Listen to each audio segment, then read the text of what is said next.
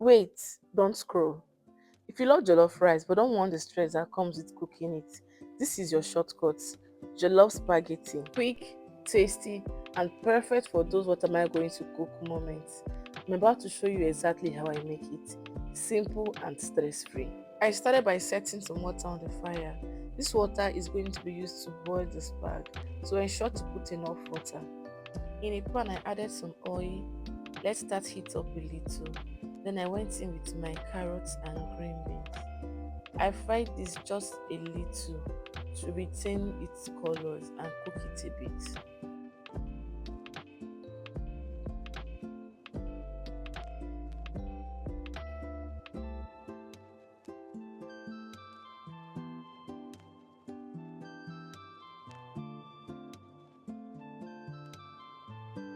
When it was fried a bit, like you can see, it's not overcooked.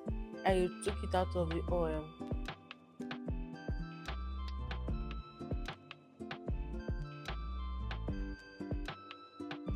Now it's time to add this bag into the hot water that we set on the fire earlier.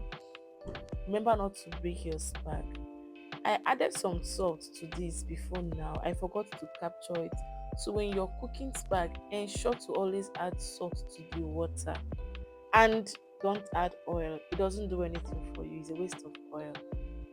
So after adding the spag, I pushed it down as you can see me doing in this video, so that everything gets into that water and cooks evenly. When you're pushing everything into that water, do it carefully so that you don't end up breaking your spag into pieces. We're making spaghetti, not rice.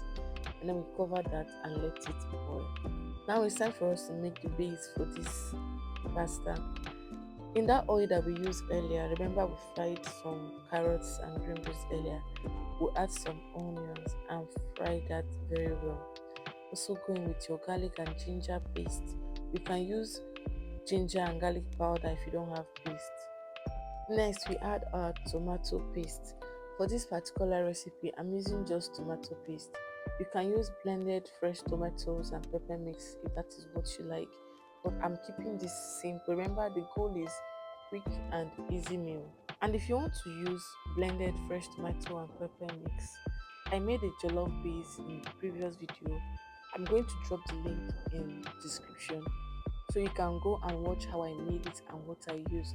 So you can also use that combination to make your jollof spaghetti.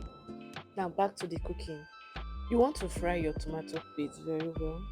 I added some roughly blended scotch bonnet pepper to this because I want to have a little bit of heat. And then I go in with my stock cubes.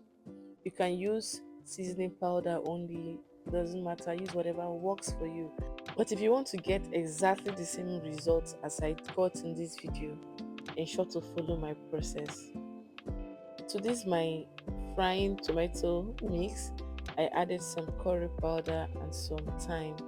You can also use other herbs, but remember, like I said, we're keeping it simple. To loosen up the paste, I added a bit of pasta water, which is water from the boiled spaghetti. The starch in the water helps the spaghetti to stick better to the sauce. So instead of using ordinary water, always use pasta water. I didn't add any salt to this because the pasta water already contains salt. Time to check on our spaghetti. Once you check it and you see that it is falling, it means it is ready. Spaghetti doesn't take too long to cook, and once it is ready, you drain the water immediately because leaving it in the water will make it soggy. It's time to finish up our cooking. The carrots and green beans from earlier, we're going to be adding it back into that jollof base. You can see how everything is already coming together, looking so colorful. Finally, we add our drained pasta into the sauce and begin to stir everything to combine. You don't want to have pale pasta left in your pot, so you give this a good stir, you toss, you flip until it is perfectly combined. If you are still watching at this point, don't forget to give this video a like Subscribe to this channel and turn on your notification bell so that you will not miss when I post new recipes like this. To my new and returning faves, I'm the mom chef and you are always welcome here. Let's get back to our cooking. Once your spaghetti starts looking like this, it is ready. And finally, just cover this up to heat up briefly. And there you have it. You've made yourself the most delicious and simplest jollof spaghetti in history. Don't be like me. Stop struggling to serve the perfect recipe. Just dish it into a plate anyhow you like it.